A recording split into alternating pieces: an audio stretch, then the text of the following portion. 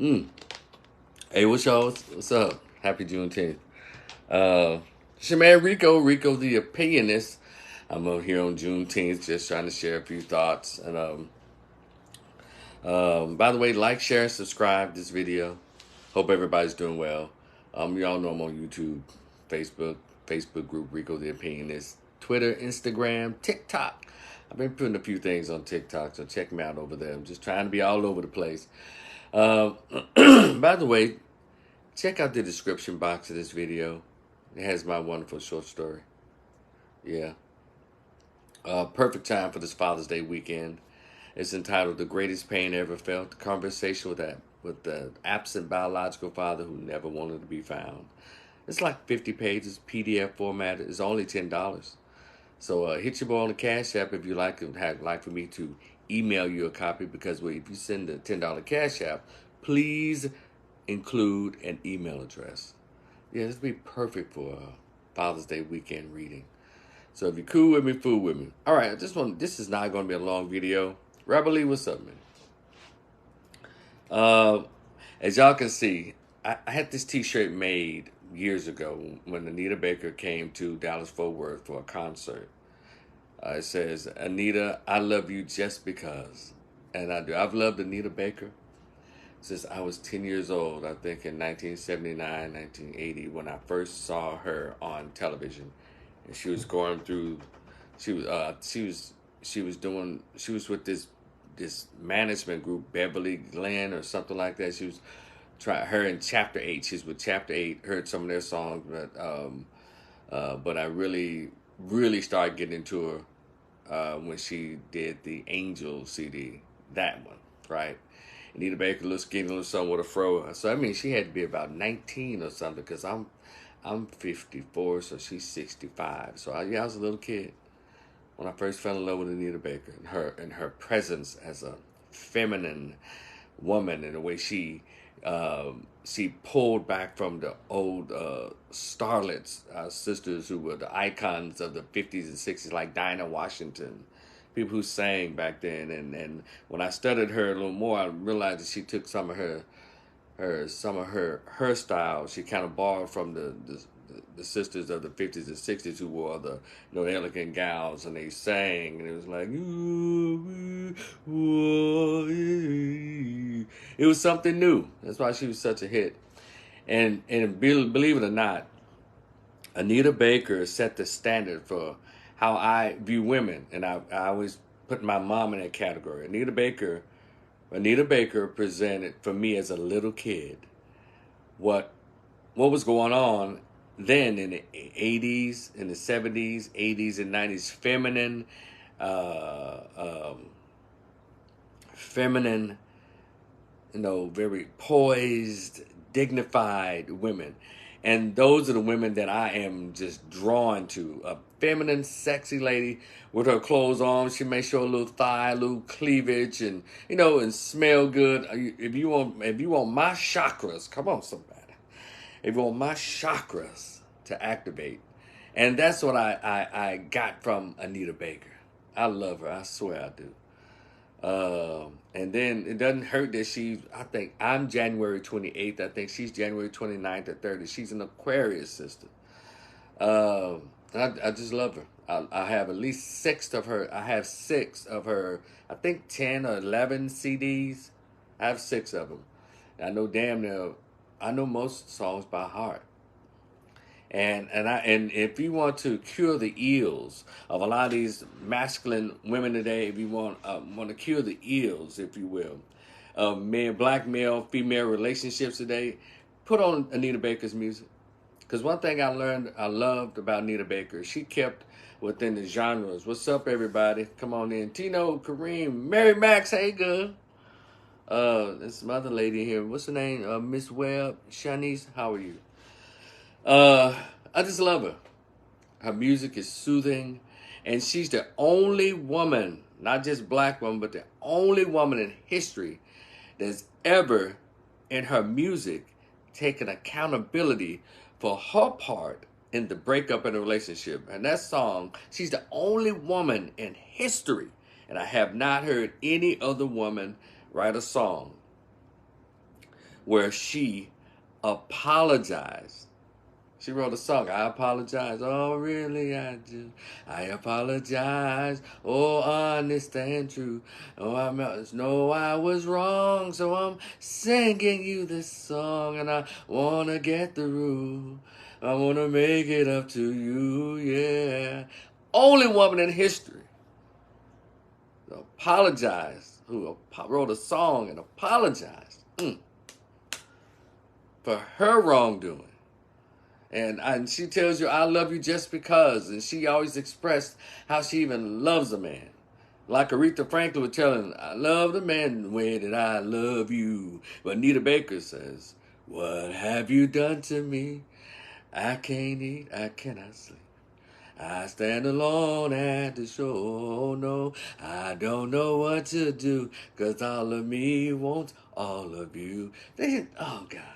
Now, what young boy, what teenage boy, young man, what grown man wouldn't want to be serenaded and told to your face that I love you not because of what's in your wallet. I love you not because of what you drive. I love you because of your humanity, your masculinity, you being a man, and I submit to your pimping. Shout out to Willie Hutch. Because I am a woman, you are a man, and I love you. And the way she said it, oh my God, as a man, everything just lights up. Because if you're a man that's been loved, give me a minute, by a woman based on her words and her actions and her movements, Anita Baker embodies all of that. That's why I love her. I can't get enough of her, I swear. I've been loving that woman since I was 10 years old. Because whenever I hear her music, even if she wrote a song with her heart is broken, I'm still not brutalized in the song.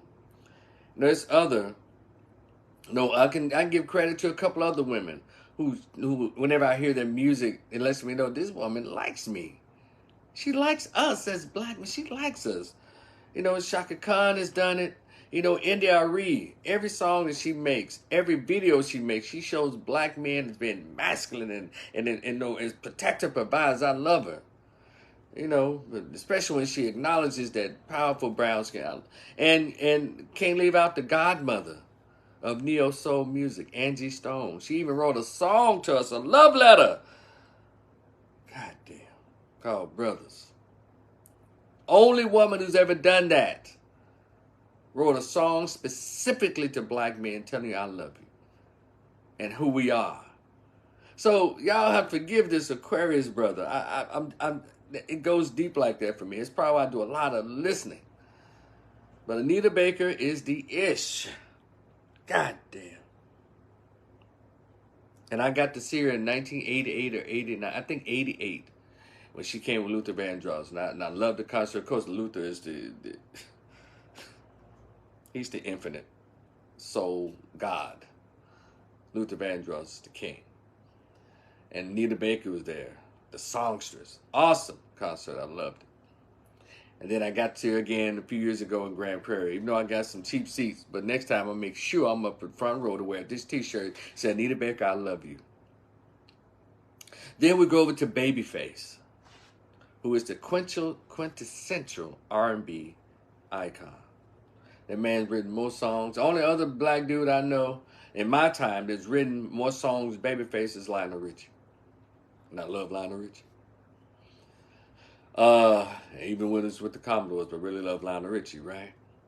Babyface, he was, I guess they would call the lover man of R&B. So, Babyface, plenty of songs for others. Man, a lot of people are stars. They become pop and icon legends because of songs written for them by Babyface.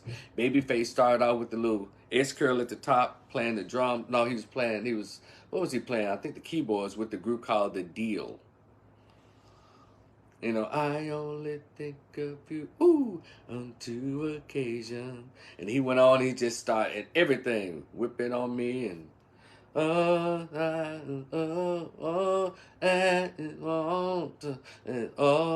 that he is the king. I love Babyface. I do. And he was the magic behind the group with his brothers after 7. Babyface he's part of the Mount Rushmore of the greats of soul, R&B, and pop. He is. And he can draw a crowd on his own. But one thing about it, Babyface, if you listen to this damn video, what you gonna tell us how you are 64 years old, but you look 35 and 40, and still move around like you 30 on it. I watched some of his concert videos on YouTube, still doing the moves. I think he started taking his shirt off. On Babyface, don't do that, bro. You know, you don't look bad, man. Don't take your shirt off, because it takes away from the class and elegance that you have, Babyface. Because he's a classy act. He's a classy act. I love him. I love Joe. I love Kenny Lattimore. I love the old school R&B brothers of the 90s who dressed nice and presented masculine, manhood. I like cats like that. I like those dudes. I even like Avant. Y'all see my kind of musical taste? Love these kind of dudes that write real songs and they sing. So, Babyface, you present a certain way. You dress nice. You do songs. You never hear any controversy about you. So keep your shirt on, brother. I'm not hating or anything, but you're a man of a particular age. Your music speaks for itself. Your playing ability with instruments, and you do your little dance moves. That's cool. But keep your shirt on, okay, man? You don't have to do that, man. You're an icon. You're an icon. Because I do not want you, even though you don't look bad, but don't do it. Number two, I don't want you to look like Aaron Hall. Oh, God. That's all. Everybody stop what you're doing. Let's all hold a moment of silence for Aaron Hall.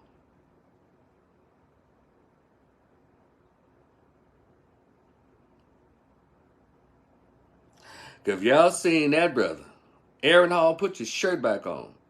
Please, brother. And his voice is not what it used to be. But it's all about lifestyle, I guess. Because Babyface still sounds great. He looks great. And I was about to say again, if you're watching this video, Babyface, man, you going to tell us the secret of how the hell you look like that.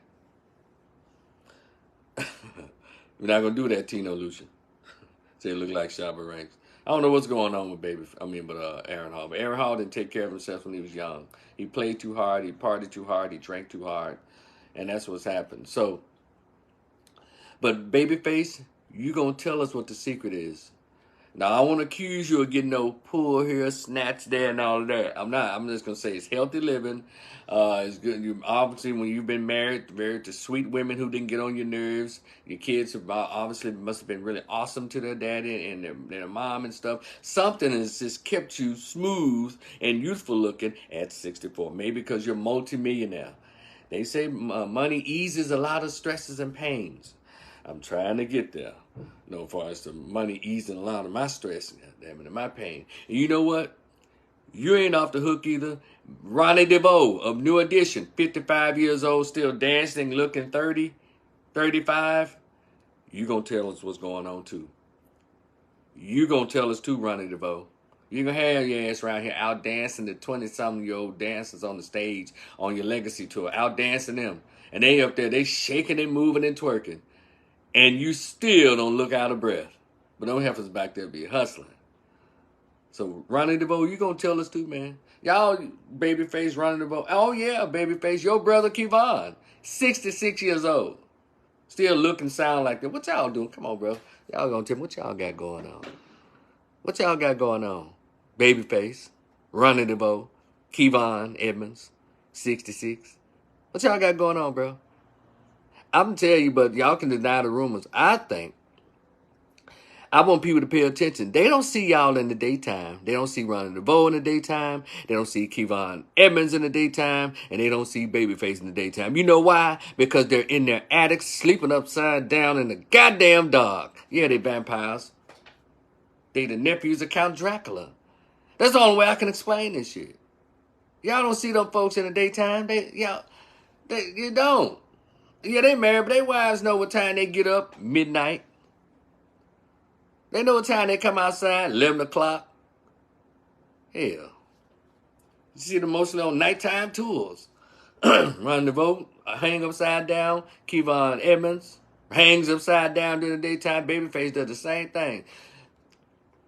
Ronnie DeVoe ain't 55 years old. Ronnie DeVoe is 555 years old. But he's lived these centuries. We thinking this man, no. Hell, Babyface same way. That man Count. I think Babyface is Count Dracula. He bit his brother Nick and bit Ronnie the Bow Nick. I'm just here to tell you. But anyway, maybe I'm spreading a vicious rumor. Maybe I'm spreading a vicious rumor. But y'all R&B icons gonna tell us what the fuck y'all doing.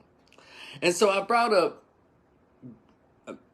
songstress Anita Baker, and I brought up King Babyface because unfortunately there's a rift that's going on, right, with the tour. And Anita shared her part, and Babyface hadn't said anything about contracts. You know, hey, he's not a co-headliner. In the contract it says he's a special guest and support. I even read that someone would say it's a special guest and support. And then, according to people having conversations, it was saying he was going over his contract time. Boom, he's off the tour. Okay, great. But what I need us to do, as lovers and fans of both of them, stop the back and forth. Stop it. Because y'all know whose Babyface fans are? You know who Anita Baker's fans are? My age. People 40 years, I'm 54. So it's people in their 50s and 60s and 40s. Y'all too damn grown to be talking back and forth on Twitter and Instagram about this and picking sides. We don't have to pick a side. Whether they tour together or not, we still win. Do y'all understand? We still get their presence. We still get their music. We still get to see them live and hear music the way music is supposed to be played and the way it's supposed to be presented in a concert. So all you old ass folks, stop with the back and forth. I know I love Anita Baker. Look, I swear I do. I also love Babyface. Babyface, you know, he served a population of women, of course. That's a given. But he also served a population of men. Their brothers who were smooth with it, who dressed no kind of dapper and keep on wishing on me. Ooh. Y'all remember that? Working on me. Yeah. When can I see you again, baby? When can my heart beat again, baby? Babyface is the king. So I just wanted to share that. Stop the foolishness. Y'all stop it. On YouTube, on Instagram, on Twitter. Please stop it. They'll work it out. And Babyface hadn't said a word. And other celebrities. I heard what Tank said. And I understand what you said, Tank, and I agree. But no more celebrities. Please don't come out taking sides. We get it. As the consuming public, we don't really want to be a part of that. And Miss Baker, please stop tweeting. We understand. It's unfortunate. But, music shall continue to play on. And we want you to continue to tour. And Babyface, whatever he's going to do, he can fill up a crowd on his own because Babyface has hits and he has presentation. We love you both. And so all you grown folk, old folks, cut the BS. Stop the BS. Stop the back and forth. Don't shoot ugly tweets towards Miss Baker. And and I guess and because you're trying to support Babyface, he's fine. He handled it with class, very dignified brother. Miss Baker's just explaining inside the contracts. Let's say Miss Trina Contreras said they're two huge legends to go out negatively. True fact. Yeah, and we need to continue to push them forward. Lift them up and move them forward because it benefits them financially and it benefits us for our soul and our consciousness to hear both of these people continue to play the music that we grew up on and we love it still. Got it? Y'all enjoy the rest of your day. It's your man Rico the Opinionist. Don't forget, check out the description box. My PDF is there. It's called The Greatest Pain I've Ever Felt. Conversation with an absent biological father who never wanted to be found. It's only $10, $ Rico the Opinionist.